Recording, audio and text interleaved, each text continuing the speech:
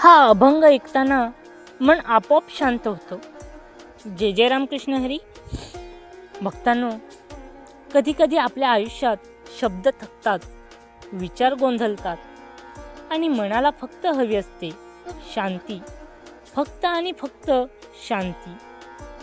आणि त्या क्षणी आपल्याला ना मोठा उपदेश हवा असतो ना कोणतं उत्तर. तेव्हा फक्त एक अभंग हळूच मनाच्या दारावर टकटक करतो आणि खरंच सांगतो, हा अभंग ऐकताना मन आपोआप शांत होतं. अभंग. नाम घेता विठ्ठलाचे, नाम घेता विठ्ठलाचे, मन विसरून जाई सारे दुःख. नाम घेता विठ्ठलाचे, मन विसरून जाई सर्व दुःख. शब्द थांबती ओठांवरी, शब्द थांबती ओठांवरी, आणि भाव बोलू लागे अंतःकरणातूनी, अन भाव बोलू लागे अंतःकरणातूनी. अभंगाचा अर्थ. भक्तांनो, संत आपल्याला सांगतात, मन शांत करण्यासाठी जग बदलायची काही गरज नाही. संत आपल्याला सांगतात, मन शांत करण्यासाठी जग बदलायची काही गरज नाही, फक्त आपल्या मनाला योग्य प्रकारे दिशा द्यायची असते. आज आपण सगळे बाहेर शोधतो शांती, समाधान, आनंद, पण हे फक्त अभंग म्हणतो, अरे ते सगळं आतच आहे. अभंग म्हणतो, अरे ते सर्व आतच आहे. ते आजचं वास्तव्य, आजचा माणूस काय करतो? सगळं असूनही अस्वस्थ आहे, चिंतेत आहे. आजच्या माणसाकडे मोबाईल आहे, मनोरंजन आहे, काम आहे, पण तरीही मन म्हणतं काहीतरी कमी आहे. कारण मन देवापासून दूर नाही, मन स्वतःपासून दूर गेलंय. मन देवापासून दूर नाही, तर मन स्वतःपासून दूर गेलंय. तर अशा वेळी हा अभंग काय करतो? अशा वेळी हा अभंग मनाला थांबायला शिकवतो, श्वासाला गती देतो, विचारांना शांत करतो. म्हणूनच अभंग ऐकताना मन आपोआप शांत होतं. कारण तिथे कसलाही ताण नाही, कसलाही आग्रह नाही, फक्त समर्पण, फक्त आणि फक्त समर्पण आहे. तुम्हाला एक कथा सांगतो, एक साधी कथा. एका गावात एक साधा शेतकरी होता. दिवसभर कष्ट करायचा आणि रात्र मात्र चिंतेत घालवायचा. दिवसभर कष्ट करायचा आणि रात्र मात्र उद्याच्या चिंतेत घालवायचा.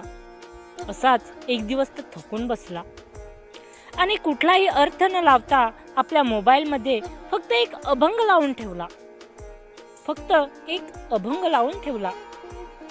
ना तो ऐकत होता ना समजून घेत होता. पण थोड्या वेळाने त्याच्या डोळ्यात पाणी आलं. तो म्हणाला, आज पहिल्यांदा मन शांत झालं. अभंग समजला नाही, पण मन समजलं. नामस्मरणाचे रहस्य. संत सांगतात, नाम उच्चारण्यासाठी मोठं ज्ञान लागत नाही, फक्त भाव लागतो. जेव्हा अभंग ऐकताना तुमचं मन हळू होतं, तेव्हा समजा विठ्ठल जवळ आहे, राम सोबत आहे, हरी अंतरी जागा आहे.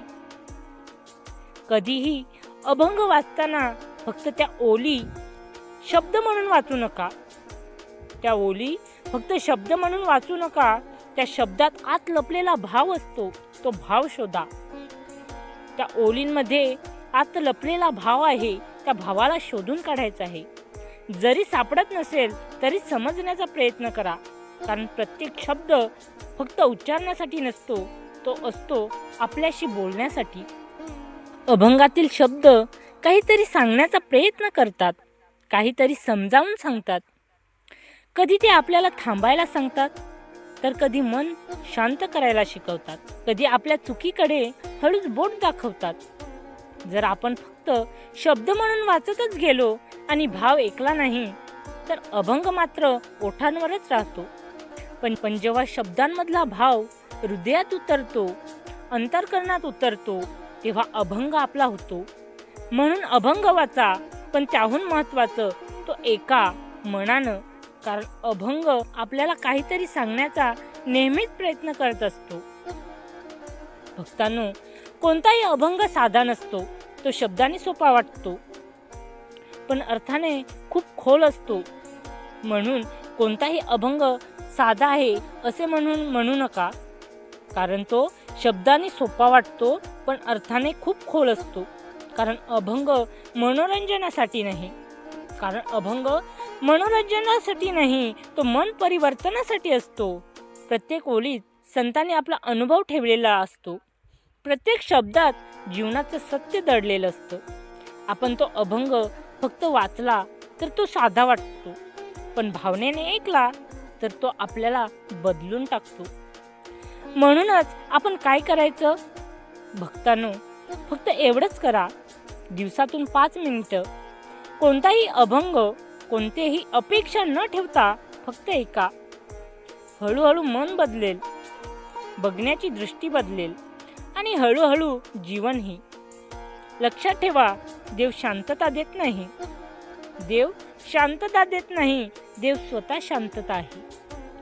आणि अभंग म्हणजे त्या शांततेकडे जाणारा सर्वात सोपा मार्ग. म्हणूनच आज उद्या नेहमी हा अभंग ऐकताना मन आपोआप शांत होतं. जर हा अभंग, हे विचार तुमच्या मनाला भिडला असेल तर व्हिडिओ शेअर करा, कमेंटमध्ये विठ्ठल लिहा आणि अशाच अभंगासाठी चॅनलला सबस्क्राईब करा. मिळूया लवकरच पुन्हा अशाच एका नवीन अभंगावर, एका नवीन विषयावर. तिथपर्यंत पाहायला विसरू नका सनातन धर्म माहिती, जिथे आहे भक्ती आणि माहिती. जय जय रामकृष्ण हरी.